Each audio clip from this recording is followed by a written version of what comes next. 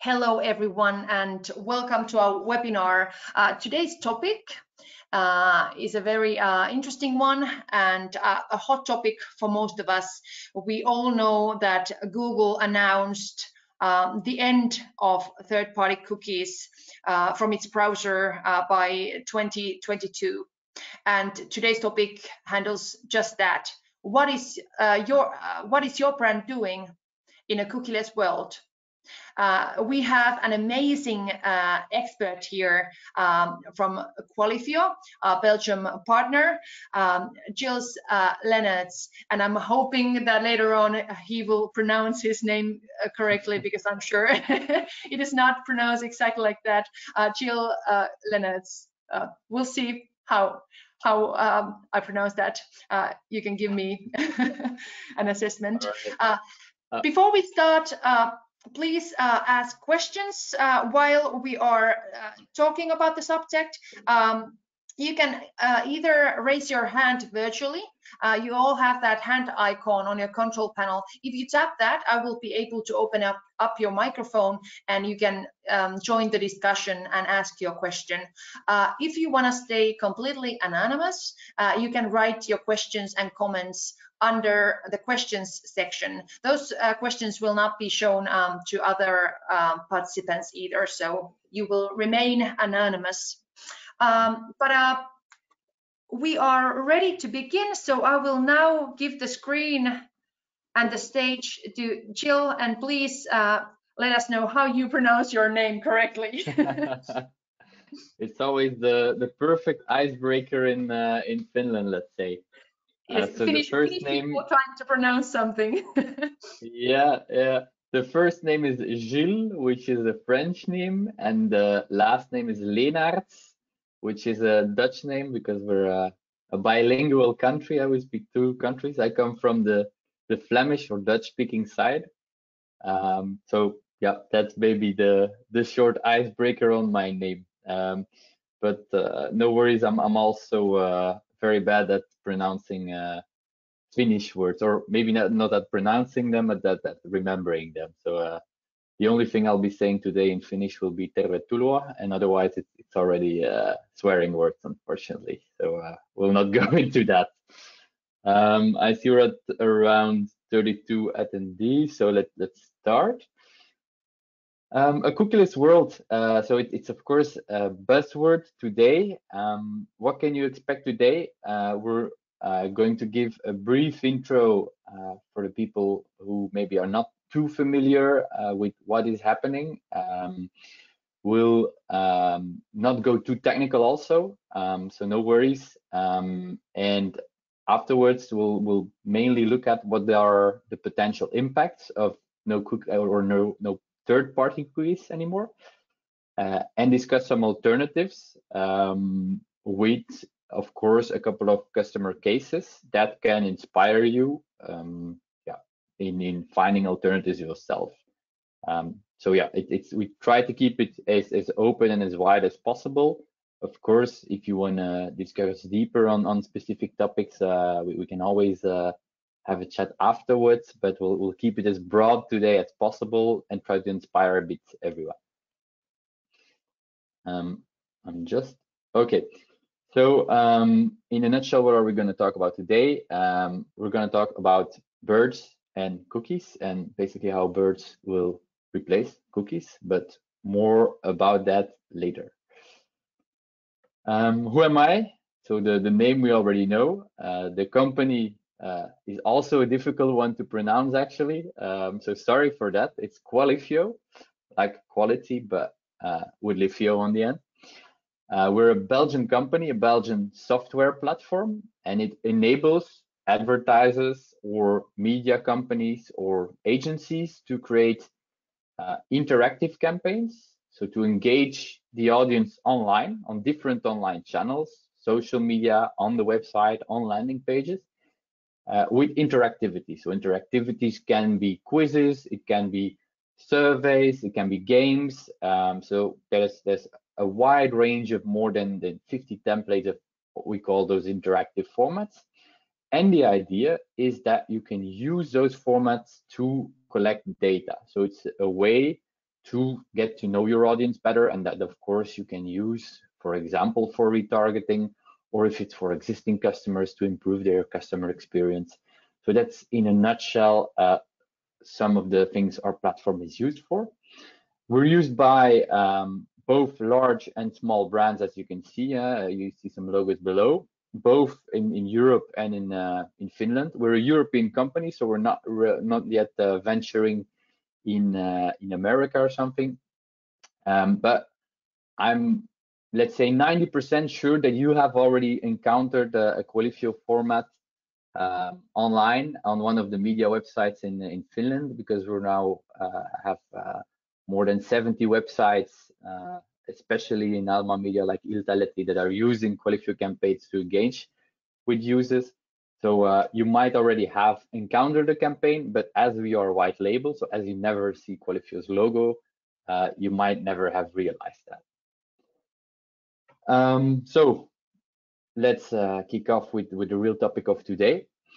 So to give a brief intro on third-party cookies and what's happening, so the general trend is that we saw a lot happening in terms of privacy. So people are being tracked. If you shop for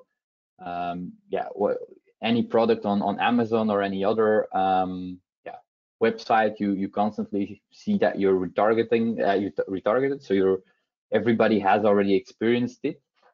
And we also see another trend that, of course, that Europe is imposing more and more new legislations around that to give users more power.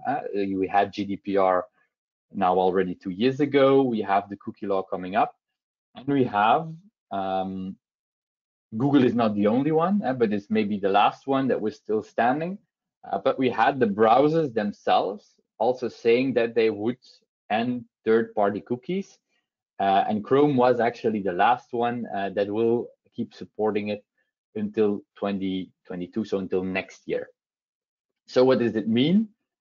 It will become much more difficult for brands to just tap into existing third-party databases of data, of customer data, to go and target them. Is it the complete end of cookies as a mean? Because a cookie, what is a cookie? It's basically a very simple piece of code that identifies you as a browser. So it's a way for brands to track your browsing behavior across different websites. Will cookies disappear? No.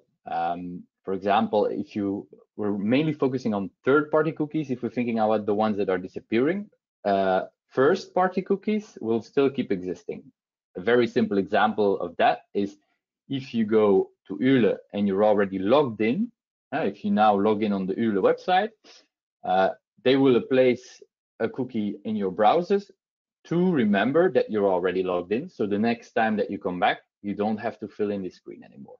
So that's, for example, a very simple example of a first-party cookie. And that is not in the scope of what Google and the other browsers will be blocking. So it will be mainly around third-party cookies, so from other companies that are placed on websites, on media websites. So just to clarify that.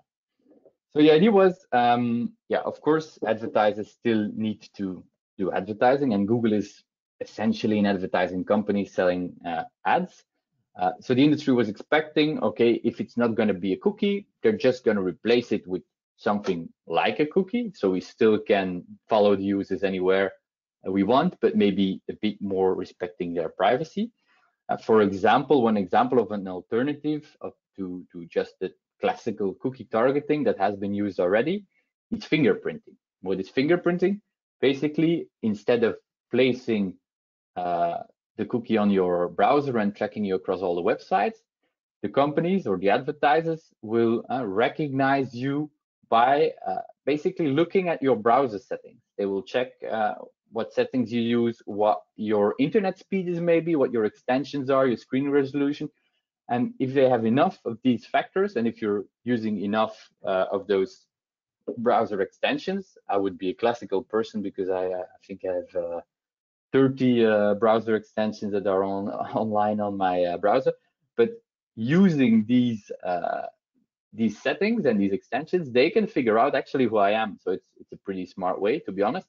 But of course, it's not in the spirit of all these trends that we're seeing and of this new legislation. So it's a workaround, but in the end, it's technically not illegal, but you're basically doing the same. So Google decided, okay, we can try to figure out what are alternatives that will be like cookies, but they realized, like, if we come with those kind of alternatives, then either there will be outrage from the people again, or either Europe or other legislative entities like Finland will just come with new laws to crack down on those. So yeah, boom, what now? There are, of course, a couple of consequences. So as a user, you're supposed to get more control over your data. Of course, a direct effect that we see, that we have seen a lot in the last years, is that you just ask 10 times more to check boxes for newsletters or to accept cookie policies when you're on a website. But of course, we're doing a step in the right direction. The downside, of course, is that now, as it becomes more difficult for advertisers to figure out who we are, it becomes more difficult to send our ads that are relevant to us. So the topic of today, and the main topic of today, is, okay, what are some of the alternatives for brands? And then that's the idea today. We're mainly gonna think from the perspective of marketing people working within a brand. So there are, of course, a couple of alternatives. The first one we were going to discuss is, what do the browsers themselves propose? So what does Google, Safari, and then Mozilla propose? The first thing that's proposed by Google is something they call Flock. And it's basically like these flamingos. They're going to assume that similar people behave in a similar way. So instead of targeting you as an individual, Google will put you in a group of people that are similar, like-minded. And for the advertisers, it will become possible to target what they call cohorts. So that's it's an abbreviation, Flock. It's federated learning of cohorts. We won't go into the details. Is this already live today? No. So there is a testing phase. It's with, I don't know, maybe 1% of the users of Google. Of course, with 2 billion users, that's still 130 million people that are now part of this test. There are websites where you can go and check if you're part of this test, if you're worried about that. But here, as you see, they will look at your browsing behavior, and they will assign you to a couple of groups. In a way, it's a nice way of thinking. Yeah, but of course, you're never exactly the same as the rest of those flamingos in the group, or that's at least what we're trying to believe. So you might have some different types of cohorts or groups based on the rules that you use to put people in those cohorts. Now, of course, this is one proposal. What are the other browsers saying about that? Sorry for the slide with too much text, but the goal is not that we go too much through it. But as you see it, I put the important part in bold. No, they are not excited about Flock. Why? Of course, everybody is a bit working for their own shop and working on their own priorities. But in a way, they think that when you are putting in a group and you're giving this idea, for example, using ideas like this fingerprinting that we used before, it would still be possible for advertisers to figure out who this individual is. So, and this and other reasons, of course, are a reason why these browsers are not very excited about that. And of course, they all have their own alternatives. So there is, for example, Microsoft is coming with something like Parakeet. It's a long abbreviation, which I'm not even gonna pronounce, but in a nutshell, they're telling that they're gonna make the browsers themselves responsible for first anonymizing the data before they send it to ad networks. And that is, if we look at a different proposal from different companies, the main idea or the main mindset that they are thinking of, that some party in between the advertisers and the browsers, or let's say between the advertisers and the end consumer, will be responsible for keeping everything anonymous. So that can be the browser, but that can also be the internet provider, for example. But the idea is that they will also always try and think of a way to put a third party about it. And that's essentially what I was saying in the beginning when we were talking about from cookies to birds. There are next to Microsoft other initiatives, and for some reason they're always linked to birds. But of course, Google is coming with alternatives, Apple, and of course also the ad service like Criteo. So what we see here, in conclusion, if we can take a first conclusion, is that the browsers have realized that third-party cookies are going away, but we're still not sure about how we're going to tackle that.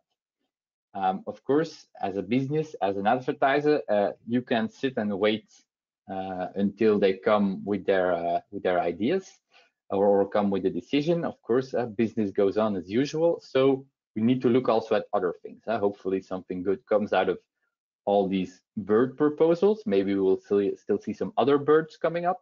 But for now, of course, we need to think of other options. One of those other options that has been proposed, and it is already used today, it's very simple, it's contextual advertising. In this case, we're not going to look at the person, so they're not going to try and target me, Gilles, as an individual, but they are going to try and put advertisements that are in context to what I'm surfing about.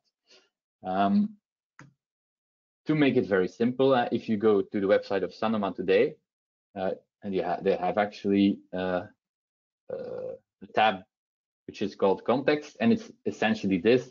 When I'm on Ilta Sanomat and I'm reading about cars, I will get an advertising that is targeted to people that are interested in cars. So that's the idea. They will look more at the context of what you are browsing about. But of course, you're still making assumptions. If I'm trying to pass a driver's license and I'm reading about cars, does that mean I'm interested into buying one? Very difficult to know. So that's the idea. You can have some context, but you still will pay for a large audience that might not be relevant for you. So that's the difficult part of that. So here we see some pros and cons. So of course, privacy-wise, it's pretty good. It's not depending on cookies. Contra, like I said, you're making assumptions about the data, which are not bad, but it's always assumptions.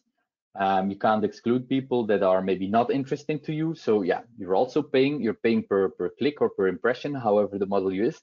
You're not paying per person that buys your product. So you're still paying for a lot of people that are actually not interesting for you. And you, of course, you depend on the content of someone else. So you, in terms of control, you're still not very much in control. Now, the last topic that we want to discuss then today as an alternative is, okay, I said the browsers are not doing or are still thinking about what you could do. Contextual advertising, yes, it's definitely interesting, and I would definitely investigate it. But there is also some contrast against that. So as a marketer, what you can do yourself within your marketing team, and that is what we call focusing on zero-party data. In a nutshell, it's taking the matter in your own hands, trying to get to know your customers yourself. Very short, because sorry for that, it's again a new buzzword that we already had: first-party data, third-party data, zero, there's even second. What is zero-party data? It is information that a customer is sharing intentionally. So I willingly share this information. I willingly share that since the lockdown, I am interested now in riding bicycles, but because I can't go to the bars anymore or to the restaurants anymore. So I might be interested in buying a new bike, but I know nothing about bikes. I mean, this country is crazy about cycling, but for me, it's a new thing. I was never interested in it, and it's been triggered by Corona, so I'm looking for a bike. So this is, for example, information that I'm willing to share if I can get something in return for that. And that's a bit the idea behind zero-party data. First-party data was already information that a company collects directly from a customer, but it was not always intentionally. When we're talking about zero-party data, we're really talking about sharing of value. So if I share the information that I'm looking for a bicycle, and maybe also that I have some preferences about the color of a bicycle, because I really don't want to buy a white one. I don't know if you see the shoes also of the races right now, they're all white. I'm not interested in a white one. I'm willing to share that information if I get a good offer, or an offer personalized to me on a bicycle that is interesting for somebody who is just starting. And that's also interesting to know. There's wide ranges in bicycles you can buy. And there's people spending 10,000 euros on a bike. I'm not willing to do that. So if I want a good offer, of course, I need to give this information. And that's the idea, that you can share information about your preferences. So like I said, a white bike, for example. No, not a white bike, sorry for that. The intention and the fact that I am actually willing to buy something, my personal context, so maybe where I'm living, so they can know which stores are close to me, and how I want to be interacting with the brand. So maybe I say, okay, sorry, but don't send me newsletters because yeah, I get tons of newsletters and mails every day. It's just not the way that is interesting for me to share information. Maybe I will say, send me an automatic SMS message or a WhatsApp message. So basically the way they want to interact. Just to make a distinction still between the different types of data, so zero, first, and third party. It's really about the context of where you collect data. So for example, we take a birth date as a piece of information that could be interesting to get from your customers.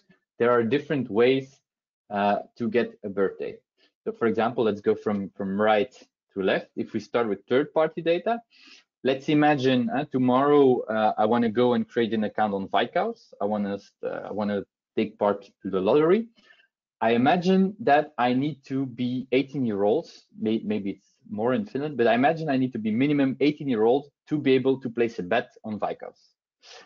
Well, then most probably, second guess I'm going to make is that I need to subscribe with my, in Sweden it's a personal number, or it's probably a national ID that you have, an online ID. So Firefox will confirm that I am older than 18 years old. So that's a way for them, in a third-party way, to, for example, together with the government, confirm that I am actually 18 years old. The second way, first-party data, is to, for example, restrict access to, for example, age. So if I go to the website of, let's say, Jupiler, which is a Belgian beer brand. Oh, let's see. 9 chances out of 10, they're asking me, are you of legal drinking age? If I fill this in, the content is not going to be any different for me. I'm still getting the same content of everybody, but they are gathering this to know if I'm of legal drinking age. So that's first-party data. Jupiler is directly asking me for this data, but they are not really giving me anything in return. And that's where we go to zero-party data. You give something in return, and you really build a connection with the customer or prospect or person that is reading your articles.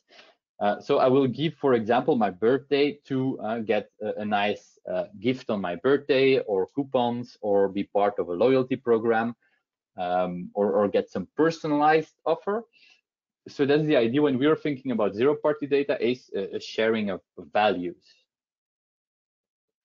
Now, of course, there's always a bit the question, why should a user share his information with me? And there's different ways, and it depends. That's of course always the first answer. It depends. Let's start with an example in FMCG. Dr. Rutger, they're selling frozen pizzas, a simple product. One big problem, their products are sold not by Dr. Rutger themselves online, but they are sold in the physical stores of a Lidl, Aleppo, what other stores are there? I don't know, but K-City Market, SOC. But you're never really going to Dr. Rutger's website to buy a pizza. Result, they don't, or if they don't handle or do anything, they basically don't know anything about you. So what will you see if you go to the website of Dr. Rutger today? It is not just a website displaying their products. No, it's a bit of a media website where you see different recipes that are based, of course, the recipes will maybe not be based on the pizzas, but they also have baking products to make pancakes or waffles, whatever you want. So in this case, Dr. Rutger is sharing content, and people can come back to the brand to consume this content that can be relevant to them. So this is one way, of course.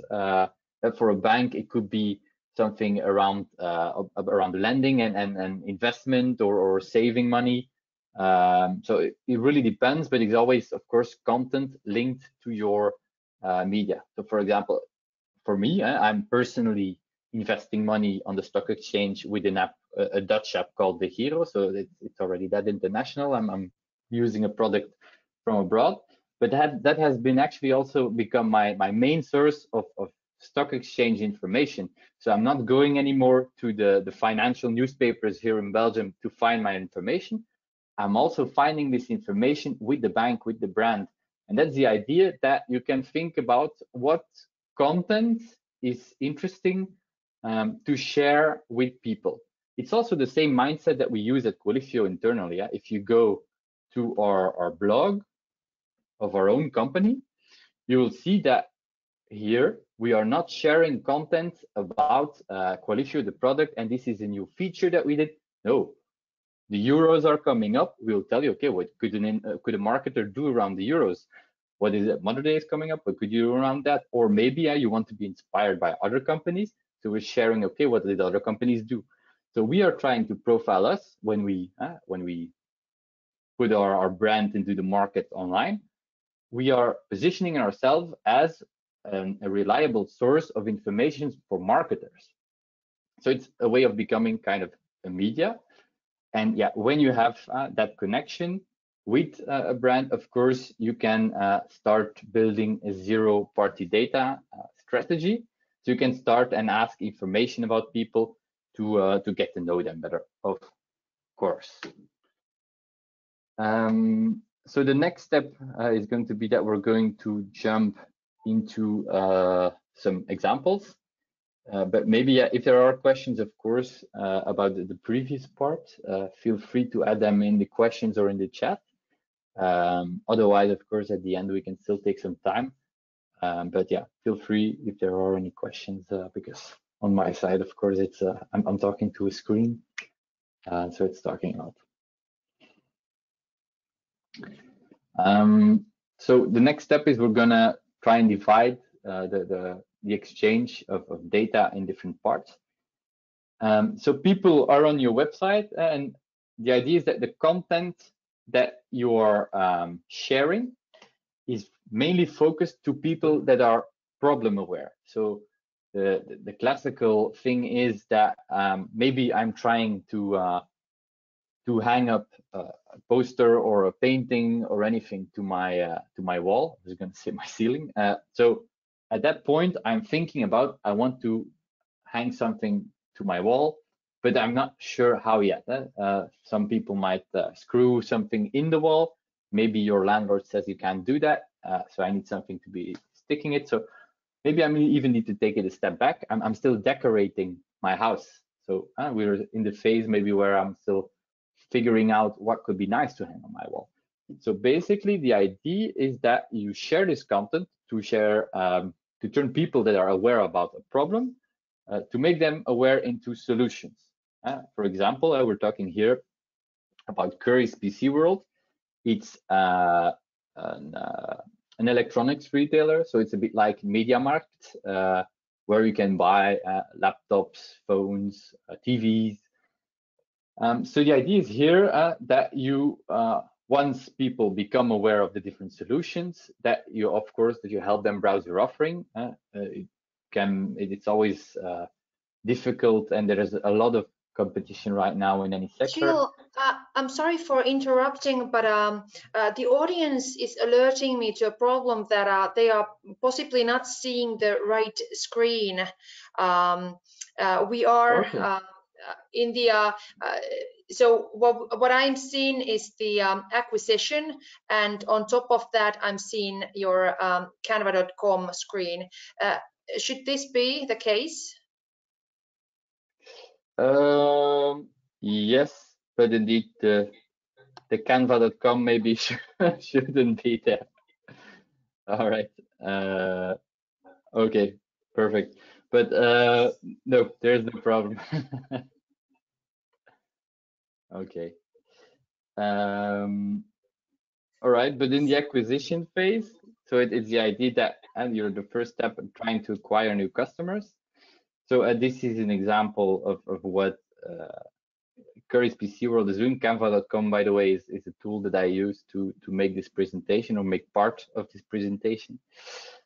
So they are educating their customers, helping to find the right products in their product offering through a gift inspiration game. So it's a kind of game where people share what they like, who they are going to find a gift for around Christmas. And at the end, after taking part, they get a perfect gift that they could be giving to the people. That's a bit the idea. You see here different steps in the campaigns. What would you like to get? So this is a kind of personality test. They're not even giving a prize away for that. It's just helping people find a gift for their loved ones around Christmas.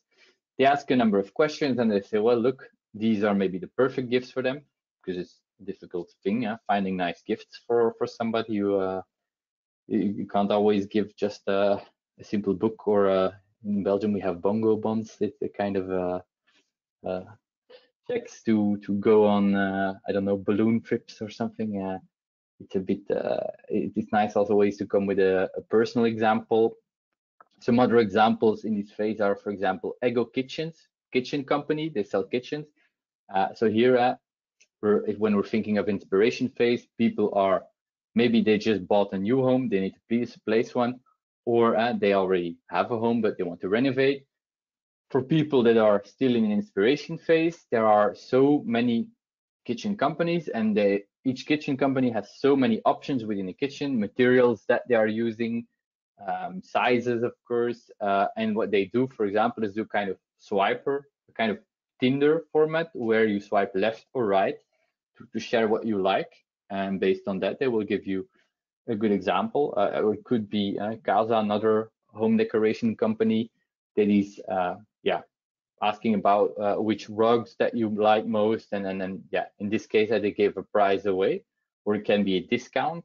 So at that point, you're also gathering information about what does this customer like, and based, of course, on this information, you can try to come with a more targeted messaging. A last example here is Monsieur Bricolage, a Belgian company, and basically what they do is they sell do-it-yourself stuff, and they're in this campaign really, let's say, targeting people who bought a nice swimming pool in the summer. So we had a very nice summer here in Belgium. It was, I think, between 25 and 30 degrees Celsius for about 2 months. So a lot of people bought swimming pools. So they said, let's try and upsell those people in maintenance products, because it's a typical thing. You buy one of those things, they stay good for you 1 year, maybe 2, and then you need to throw them away. So they said, okay, we have some products on maintaining this. So that is the idea. Doing a quiz, for example, on how do you maintain a swimming pool, and then of course proposing their products, maybe giving a discount, incentivizing people. So you see they're always going to into an interaction and into a value exchange to get some data from a customer and give something in return. It doesn't always need to be a prize. It can be just like here with Ego, some inspiration. It can be a discount. It can, of course, be a prize. But you always think of, okay, what does my customer want? What can I give in return? And that way, you can build a direct connection with people. For example, you can gather their opt-in for your newsletter, or they can share their contact details. So you basically set up a way of communicating for them. So you get a direct communication channel. You know who these people are. You know what their interests are. So instead of thinking large-scale programmatic, you basically start building your own community that you can target. Another company here is Telenet, which is it's a telco company. So they sell internet connections, phones, all those kind of things. They are thinking really again from problem aware to solution aware. So when do you buy a new, let's say, internet connection? When you're moving to a new place, you need a new internet connection. So they are doing a contest in this case where they say, okay, moving is a lot of work. You need to do a lot of work yourself. You need to hire maybe a moving truck. So they say, okay, you know what? We will fix your moving to a new house. They, of course, they did that at the beginning of the year. They did it over the summer because in September in Belgium, a lot of students are moving to their dorm rooms. And they were asking things like, okay, are you leaving your parents for the first time or not? So they are, in one way, they're relieving a pain. They're placing the value that they give in return as a context. And they get, of course, very relevant data about people. They ask also what, if they already lived alone before, what internet provider they were using, what's important for them maybe with internet providers. It's purely speed, pricing, all those kind of things. The second part, of course, if you already maybe have some customers, of course, you want to keep those customers and you need to engage them to make them return. Sorry for the Canva logo again. But Decathlon is a French, let's say, sports retailer. So they sell sporting equipment. You'll see the English might not be perfect here. Why is that? I used on the campaign, on their landing page, I used the Google Translate extension. So you wouldn't have to look at the French campaign. But they're active in France, in Belgium, in Spain, even in Holland. So a bit across Europe, but I don't think, if I'm not mistaken, I don't think they have stores in Finland. They're a discounter, by the way. So in their case, they are retargeting their existing customers with new information, new possibilities about sports. So last summer here in Belgium, at least, we were all locked down. So the only thing we were allowed to do was going outside to do sports. So it was a big incentive for everybody to start sporting. It's now impossible to hire or to rent an hour for a tennis ground or a padel ground. So they were giving inspiration on what sports can you do this summer. But of course, they then share based on what sports that's interesting for you. They go a step further. They said, okay, if you're going to play tennis, for example, what's the equipment you need? And they add a checklist. So people can check, okay, today I already have a tennis racket, but it's been 3 years that I played, so I don't have the shoes anymore, maybe. And based on the information that these people gave, they get a discount specific to that product. And also, of course, they get also a nice offer that they wouldn't get otherwise. So here, as you see, some more information about the campaign. And these are all, by the way, to make the link with what Qualifio is and what we do, these are all campaigns, interactions made and created by marketers in our platform. So they're asking about, okay, the sports you're looking for, it's maybe with friends, or you want to be outside. You get a couple of proposals that you can share also on social media. And then the next step is, okay, you are playing tennis in this case, what do you need? And then based on what I share here, the information I share here, I get a personalized offer.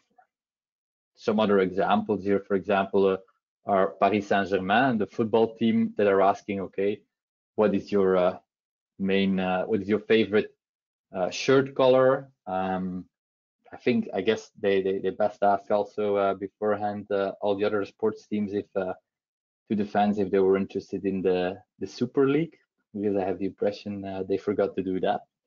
If we see about that reaction, so it's not only FMCG companies. It can be here we see L'Oreal who's asking about what's your favorite type of makeups to do samplings. Samplings are also a nice way. You give something for free, something very small. You get this first time these contact details, and based on that you can start nurturing this person, get to know them a bit better, and of course upsell and cross-sell afterwards. And here again another one with Curry's PC World. It's always a difficult one on when children are involved. Of course they have a lot of products that are targeted to children, but they can't directly target children. So the idea was to do a kind of robot contest where people could make their kind of robot together with their parents, and then upload a picture of the robot to win a nice prize. So there's different ways of interacting, and that's also where we try to come in and help companies interact in this way, or let's say marketing teams. A last step in these interaction is maybe, so we had acquisition, so you're in the stage where you don't know these people yet, and you want to set up a communication channel with them. That's basically the idea. And then what's maybe also the biggest difference then with this contextual advertising is, with contextual advertising, what we saw on the example of Ilta Sanomat, on a car article I get a car ad. In this case, with the acquisition phase, first we're going to say, okay, I am maybe on a contextual ad, or I'm on your websites. We're going to try and set up a communication channel between both and confirm that I'm actually maybe looking for a car at that point. So we're going to set up a communication channel, and then we're going to qualify me. So there you already see a bit where our company name is coming from, but that's the idea. Also, if you want to put money in your advertising afterwards, if you want this to be money well spent, of course, you want to focus on the ad spend mainly on the qualified people. And that's the idea, where we say, try to set up a communication, try to have this zero-party data exchange where you qualify these people, and then of course make them loyal customers in the end.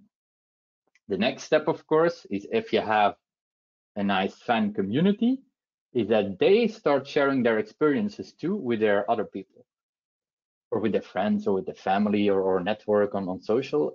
So a nice one for that is kind of what we call then instant win formats, or skill-based games, where you, for example, you can get a prize and can get more chances, for example, if you share this with your network, or ways to find, make sure that people come back on a regular basis.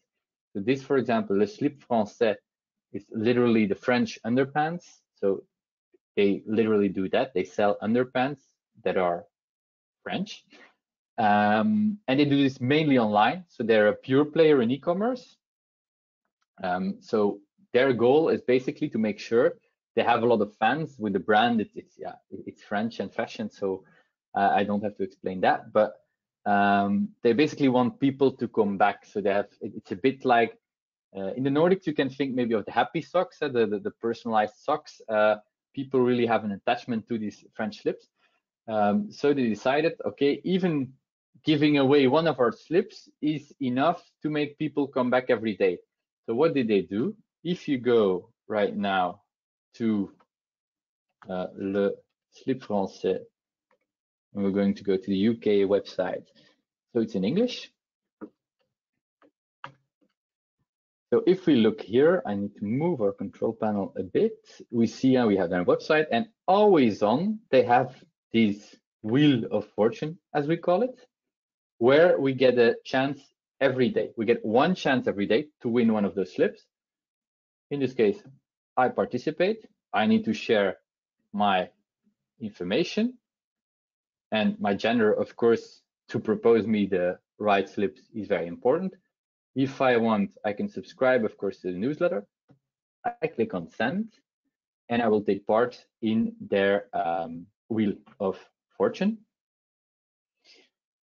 And maybe I will win, maybe I won't, we'll see. Okay, I didn't win, but I can try again tomorrow. And that's the idea. They want me to come back on a regular basis to their website. So they make use of these virality formats to go from a very transactional one-time interaction to an interaction that happens on a regular basis. Same, for example, with Barcelona here, but in this case, for their loyalty team, with a jackpot. The idea is that in the future, what we see will happen more and more is that it becomes more and more interesting for brands to reward basically customers based on other factors than just making a purchase. We see more and more loyalty programs coming up where people can score what they call points in different ways by interacting with your brand, not only purchases, but maybe seeing a video or sharing something with their friends, or taking part in a quiz or a contest and sharing maybe some of their information, or the classic one that you see on almost all Zalando's or other retailers' websites is get €5 free if you subscribe to the newsletter. Basically, the idea is we see this expanding where people interact more, gather points, and then of course I can convert those points into rewards, but not the same reward for everybody. And that's again the idea of personalizing this experience, is that people also can figure out, okay, what reward do I want, and that you as a company can know this person might be interested in this product, and that you can give personalized rewards away. What do we do as a company, as Qualifio? Sorry for the difficult name again. We provide a software platform, so you can log into the platform as a customer, as a marketer, or as a journalist, and go and create interactive campaigns. So for example, all the journalists at Alma Media, so at Iltaleti or at Amulet is no part of Sanoma, but basically all those journalists, marketers, ad salespeople can log into that platform, and without any knowledge of development, they can create these kind of interaction that we created templates for on their online channels. So this can be straight right inside an article. So you can, if you go into the websites and you click on an article, you will see directly in there maybe a quiz or a personality test that looks like it was built in the website. It can also be on social media, or maybe even on a dedicated landing page that is maybe co-branded with an advertiser. So if they sell something like let's imagine for the World Cup, BMW is a sponsor of the World Cup. They might want to gather new leads that want to buy a new BMW. They can, for example, build co-branded landing pages with BMW to gather leads for BMW. So the platform is used by media, by agencies, and by brands directly. So we see more and more in-housing of marketing teams. And this is an easy way, because that's always the thing. When I understand for a lot of brands, this data collection is new. If we think, for example, about the L'Oreal, about Dr. Rutger, and these are even big companies, but even for them, it was very new to think in a mindset of, okay, we're going to collect data ourselves. But this is a very easy and engaging way to do that can also be linked to sales promotions and all those kind of things. So we have quizzes and contests where people can win a prize, gather scores, basically win something, and there is a right or wrong answer. So you can also educate maybe your customers about specific products. There's more open-ended formats like polls, votes, personality tests, where people share their opinion or participate to a survey. Of course, you have some games, user-generated content. This is, for example, if you're let's say, a fashion company where people can upload a nice picture of them wearing their new blouse or a video, and you can show this in a gallery, let people engage with it, maybe vote on the pictures or the videos. And then, of course, we have some other things that don't really fit in, but like the Yaodu commentaries and unique codes and coupons that you can add to all those formats. So that's the idea, how we as a company try to help the marketers of today in this changing world that is shifting from third-party data to zero-party data, is to help them start with this in a very simple way. So this is no rocket science. There's never any coding involved when working with us. So we provide this platform, but also a bit of the services around it. So we will also guide companies and sometimes do the creation of these formats for those companies. So we try to combine a bit of both. But it's always easy enough, let's say, for a journalist or something, someone like you and me to create it without any technical background. The last thing before finally shutting up that I wanted to share is that, of course, because we are partnering with Marketing Finland, the idea and the mindset of those partnerships is always that we need to offer something in return, a value to the members of Marketing Finland. Actually, a nice play into this value exchange we were talking about. If you would, but that's already in a second step. But first of all, because I shared some very narrow cases, if you're maybe working from another sector or you want to dive a bit deeper into cases of companies that are maybe similar to yours, or you want us to have a look at your website, what you're already doing and see what you can improve, or you want to see a custom demo to see what it could look like, of course, we're always open to plan in a short chat.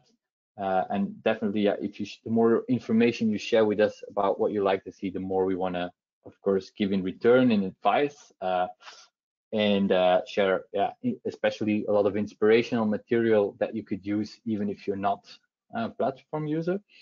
But more importantly, if at some point you say, okay, this is something valuable to our teams, to members of Marketing Finland, normally there's always an account setup where we create the account, take your branding guidelines, your analytics, and everything inside the tool, and give an end user training to your people. For the members of Marketing Finland, this is free of charge. So that's maybe interesting to know, but enough about that. The presentation, of course, we will share afterwards, and we'll make sure to put some of these links of these cases that go much more in detail, that share much more about the numbers, because I understand that you're always interested to know the numbers, the context, but we're going to share these cases with you. They're free to download, and of course, if you have any questions on them or on anything else of these presentations, feel free. I don't know if there are any questions. You still have a couple of minutes time to ask your questions, so please send them in. And I highly recommend everyone to book this short meeting with Qualifio's experts, so you can actually figure out what kind of strategy would work for your company, your field, because I know in the audience we have such a variety of businesses from different fields and from B2B and B2C. So please do not hesitate to book a meeting and find out how Qualifio could help you guys. We have a good question. What is the price level like? And how often and how do you set the pricing? Number of users, number of interactions? We set the pricing based actually on the number of channels. So the number of places where you are going to publish these interactions, if it's one website or multiple websites or one brand or multiple brands. The number of users in the back office, but by default you already have 5, and then a certain service level. So based, of course, on the company you're working for. If you're working for, I don't know, a big telco like a Telia or a Vicos, a government-owned company, probably you have some more wishes in terms of security or integration. So we also, like most companies, have a kind of silver, gold, platinum service levels. And that's a bit the idea, where you share also with us what you expect in terms of support from us, in terms of purely success management or design support, or all those kind of integration support and all those kind of things. So basically, we also have a distinction also between sectors. So we come up with a yearly price. This is a subscription you have then to the platform. And for this fixed yearly price, you can create as many campaigns as you want, with as many leads coming in or as many people participating. So basically, we will set up this price based on a couple of these factors I mentioned before, and then it stays the same throughout the year, and you can do as much as you want with the platform that there is. There's also no distinction in terms of features of the platform between higher or lower paying members. So for example, if tomorrow you would start, you would have, let's say you're a small B2B company in Finland, you would have the same features, let's say, as an FC Barcelona in Spain. So it's not that we make a distinction between what you are paying and what you're getting in return. That's mainly on the services around it. But in terms of the platform, everybody's getting the same. Perfect. We have a good question about the demo, which I'm sure many others are wondering as well. What is needed for the demo? Is it enough just to book and sign in? No need to involve our website admins or anything else at this stage? Is that the case? Yeah, exactly. So for a demo, what we can do, of course, the more information you share with us, the more we can try and personalize it. For a demo, of course, you need to contact us. What we standard do is we go and take a look at your website. We'll probably subscribe to your newsletter to see how you're already communicating with customers today. We'll look at your branding guidelines as they are on the website. And what we will do during the demo is recreate a complete campaign, like one of the ones you see here now on the screen, that looks like as if it was built on your website. So you get an idea of that. Of course, we can jump a bit into the back office also to show you how it was created. But I would really also would like to invite you to tell us a bit more about what you are trying to do. For example, if your goal is, let's say, if your goal is to gather new newsletter subscribers, or you want to figure out, I don't know, some more information about them, the more information you share about us, the more we will try to adapt the cases, but what you are looking for today. If you're at the point where you still say, okay, we're not sure yet, we're still figuring out, we're in an exploration phase, we need inspiration, of course, it's also enough to just say, this is our website, this is what we do today. But in the beginning, we'll always start a conversation a bit, asking about how you do your marketing today, how your team is structured, what the activities you are doing already today. We'll have a look at also your social media channels, what you're posting today, and how you're interacting with customers. And based on that, we'll come with a demo, and also from purely, let's say, inspirational side, marketing side, maybe with some ideas, proposals of like, you're doing it this way today, you might be able to do it another way tomorrow. And it is, of course, it doesn't always need to involve our platform. It's also some pure advice on what we are seeing from similar companies in other countries to share, of course. And that's maybe also a very interesting one, I think, because we're now a bit spread around Europe. It's cool that our customer success team really can bring best practices from Finland to France to Spain, and then from Spain the other way around to Finland, and also in between sectors. So that's quite cool that you see that people are always or often working in their own bubble, looking at the media around their own sector, and sometimes you can come with some really refreshing ideas because the people that will be helping and supporting you are also working with similar or completely different companies like yours. Thank you. One last quick question. What are the integration capabilities of all the info that we collect through the platform? Yes, that's a good question. There are two main options for that. The simplest of all is a webhook option. What does that mean? In that case, we will you can in one click you can switch that on in the platform, and in that case we will send automatically all the information, all the data from the participations to the place where you choose.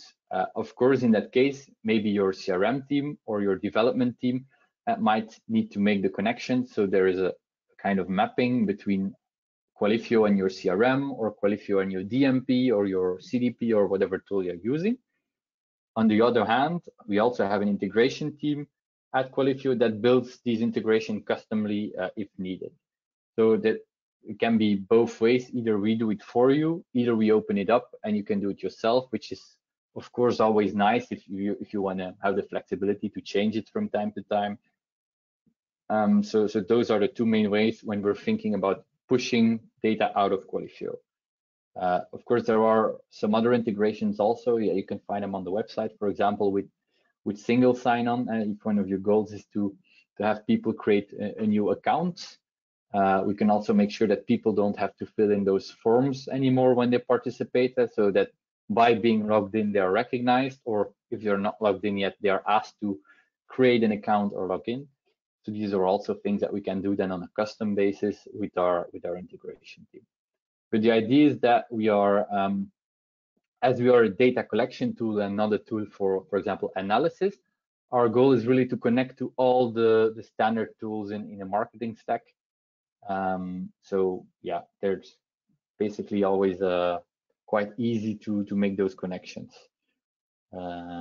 We even have some nice videos of our CCO, of our commercial officer, showing how he's building a connection with MailChimp with instructions and videos and everything. So yeah, like I said, we have ranging from smaller companies that do everything themselves to larger where there's an integration team involved. So yeah. Thank you so much. We are, let me check one more time. One last question. Are you operating solely as EU-based in terms of personal data collection, no transfer to US? Yeah, that's a good question. So yes, indeed, and that's a very important one. All our data stays in the EU. So today we work with a French provider called OVH. So all data stays in the EU, and also important is that our customers are owner of the data. So they have total control of the data. We don't do anything with it. We don't place cookies for data collection for our purposes. So that's quite important to know. And also in the platform, we have a set of features, which is creatively called the Gdpr Toolbox, that allow you to control all the data. For example, you can set rules of data retention policy, so meaning how long does the data stay in Qualifio, or export them if people ask about those things, or remove them, privacy text. So in terms of and the way we put ourselves in the market, if you want to compare us with other tools or other companies, is we try to be very much also privacy first. I know in 2018 when GDPR came into action, that our CEO even was invited to talk at the European Commission. Yeah, we're of course not very far in Brussels from the European Commission, but yeah, we're very much a privacy first company, and then also support your teams in that. So if of course, I understand that in large companies there might be reviews by legal and security teams, and that's something we're also used to working with. Thank you so much. So I think now it's time to end this webinar, even though I'm sure we would love to talk about this topic for the rest of the day. Please, as Jill just offered, just mention that you are Marketing Finland's members, and you will be able to book a free meeting and discuss this issue further, and maybe get good tips or even solutions that are suitable for your company's needs. Thank you so much for sharing all this with us, Jill. Thank you. Thank you. Still not pronouncing it correctly. It was already good. I hope, yeah. Hopefully next year we can do it more in a real life breakfast event, and I can fly to Helsinki again and enjoy some salmon soup in the process. That is what we are all waiting for. So thank you. Have a great day, everyone, and give us feedback after the webinar. All right. Bye. Thank you, guys. Bye. Bye, everyone.